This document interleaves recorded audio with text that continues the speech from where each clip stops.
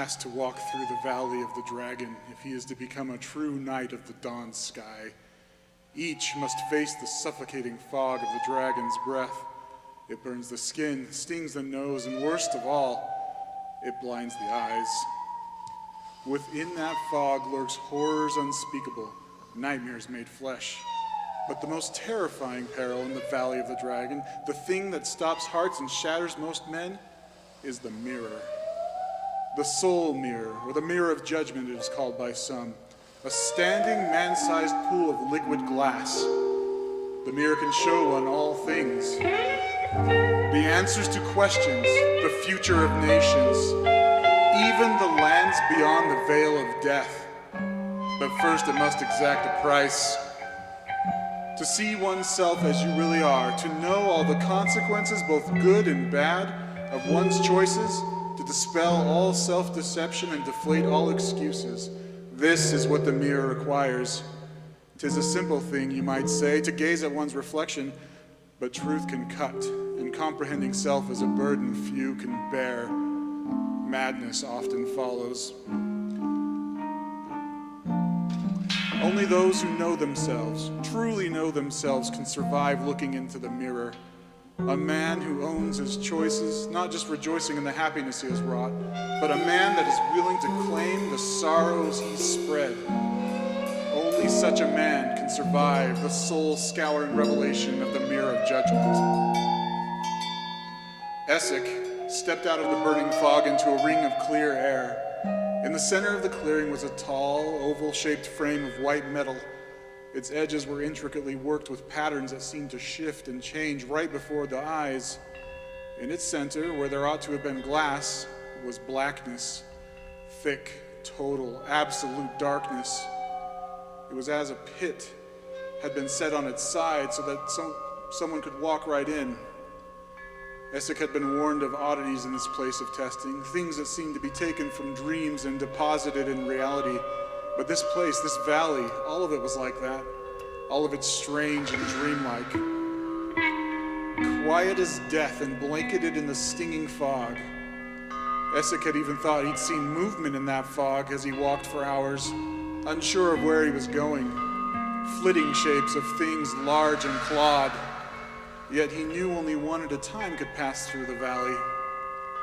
Essek approached the mirror, half afraid that he would somehow fall into that pit of total blackness. But as he drew closer, the darkness faded, replaced by what looked like rippling water. He caught himself, stretching out an arm to touch the surface of that water, but drew back. Touching the mirror was death, his master had warned him. The rippling slowly stopped, and the crystal blue liquid settled into a flat, shimmering plate of glass. Essek's shape formed in the mirror, and it looked much as it always did.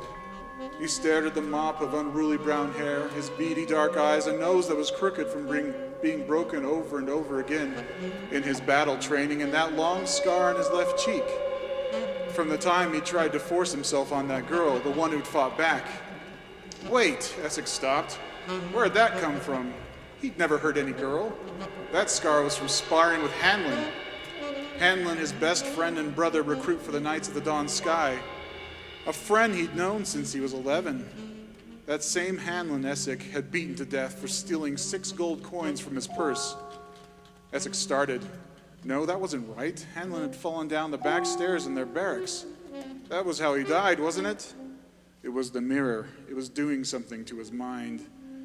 Essek wanted to look away, but his body was frozen, eyes locking with the eyes in his reflection. Only those eyes had become red and reptilian-like. Those couldn't be his eyes, they were demonic. His face began to change, skin twisting and blackening until he looked like the mask children wore during winter solstice, when they pretended to scare away evil spirits and were awarded gifts and treats.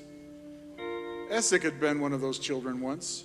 He remembered donning his demon mask and terrorizing the other smaller children, chasing them and bullying them into giving him their candy. When he became too old to wear the mask and solicit gifts from strangers, Essek had still gone out during the festival to scare the children. He remembered one fat little boy that refused to give up his sweet roll and silver coin. Essek had drowned him in a horse's trough. The reflection was completely monstrous now. Thick, black, scaly skin, long claws on his hands, glowing red eyes, and horns jutting out above his brow. It was horrible. Essex shook, trying with all his might to run away from the mirror, to disappear back into the fog. Yes, I did those things, he screamed. I raped that girl, killed Hanlon, and drowned that little boy. I did them. It was true. All of it was true. It had always been so, no matter what Essex had told himself or others. He was a monster, and that was what the mirror was showing him. The white metal frame of the mirror began to glow, its engraved patterns moving faster, rearranging themselves into different trailing designs. The glass of the mirror rippled like liquid and then disappeared, replaced again by that total blackness. It began to suck him in. As it called for help as he tried to break the pull of the mirror. Soon he was on the ground, his nails leaving claw marks in the dirt as he was lifted into the air by his feet and hurled into the blackness. He expected to fall forever in some dark pit of hell, but Essex soon found himself walking again in the Valley of the Dragons, surrounded by fog. It no longer stung at his flesh, for it was now made of black scales. It also no longer blinded him, as his red vision could see through the fog. It no longer suffocated him, but gave him energy as he breathed it in. He now knew what the shapes he'd seen moving about in the fog were, for he was one of them, a monster, now and truly so. The mirror had shown him what he really was.